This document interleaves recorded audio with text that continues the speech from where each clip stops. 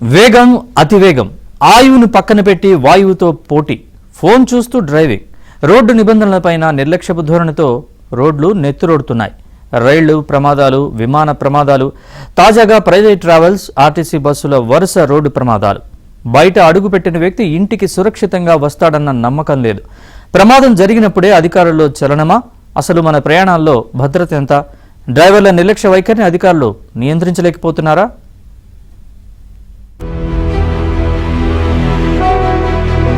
తెలుగు రాష్ట్రాలను వరుస రోడ్డు ప్రమాదాలు భయపెడుతున్నాయి.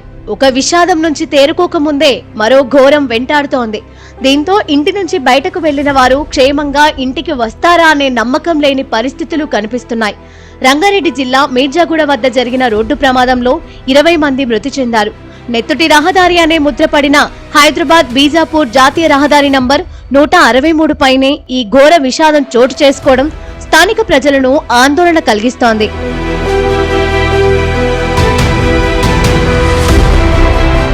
హైదరాబాద్ నుంచి కర్ణాటకలోని బీజాపూర్ వరకు 365 కిలోమీటర్లు ఉండే ఈ నేషనల్ హైవే 163 అంటేనే రక్తం మరిగిన రహదారి అనే పేరు పడిపోయింది.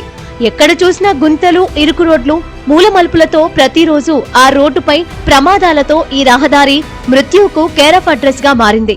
మీర్జాగూడ బస్సు ప్రమాదానికి నేషనల్ హైవే 163 రహదారి దుస్థితే కారణమని స్థానికులు ఆరోపిస్తున్నారు.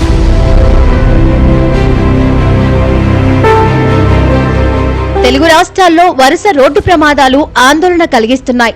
రంగారెడ్డి జిల్లా బస్సు ప్రమాదం జరిగి రోజు గడవక ముందే 4 ప్రమాదాలు జరిగాయి. శ్రీ సత్యసాయి, ఏలూరు, నల్గొండ, కరీంనగర్ జిల్లాల్లో బస్సు ప్రమాదాలు జరిగాయి.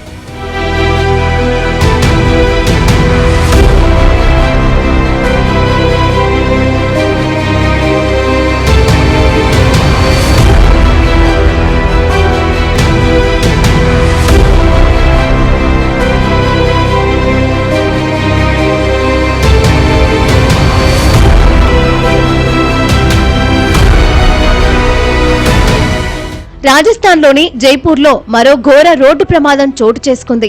ఈ ప్రమాదం నగరాన్ని ఉలిక్కిపడేలా చేసింది. జైపూర్లో ఒక డంపర్ ప్రజలకు ప్రాణాపాయంగా మారింది. లోహమండి ప్రాంతంలో వేగంగా వచ్చిన ఒక డంపర్ అదుపు తప్పి అనేక వాహనాలను ఢీకొట్టింది. ఈ భయానక ప్రమాదంలో 10ల సంఖ్యలో మరణించగా మరికొందరికి తీవ్ర గాయాలయ్యాయి. అదే సమయంలో ఈ దుర్ఘటనలో చాలా వాహనాలు నుజ్జునుజ్జయ్యాయి.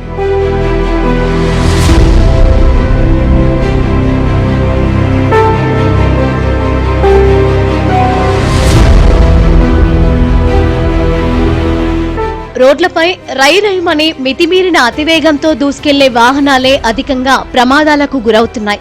దీంతో పెద్ద సంఖ్యలో ప్రాణాలు హరిస్తున్నాయి. గత 10 సంవత్సరాల పాటు జరిగిన ప్రమాదాల తీరు చెబుతున్న వాస్తవము ఇదే. పరిమిత వేగంతో ప్రయాణిద్దాం, మధ్యలో విశ్రాంతి తీసుకుందాం, రోడ్డు నిబంధనలు పాటిద్దామనే స్పృహ ఎవరికీ లేకుండా వాహనాలు నడపడంతోనే ఎన్నో అనర్థాలు చోటు చేసుకుంటున్నాయి.